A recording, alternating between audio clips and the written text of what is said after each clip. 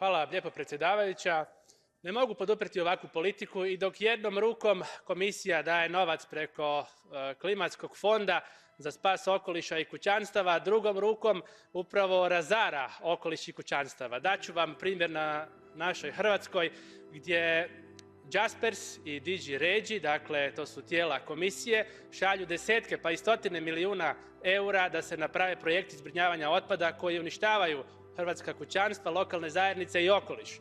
Nedavno smo imali nalaz Nacionalne državne revizije Hrvatske koja je potvrdila ono o čemu govorimo ovdje već godinama, a što se još uvijek nije promijenilo, ali inzistirat ću i dalje. Dakle, radi se o centrima za gospodarenje otpadom koji su u načelu jedne tvornice bala od smeća koje neće imati kome prodati, niti će imati kvalitetu i nastaće samo novi deponiji, već imamo zagađenja okoliša u izgrađenim centrima Marišćini i Kaštijunu i sada po istom principu se želi napraviti još 9 takvih centara na potpuno promašenim lošim projektima. Tražim od komisije da napokon prestane verificirati katastrofalne projekte koji uništavaju hrvatske proračune, zajednice i kućanstava.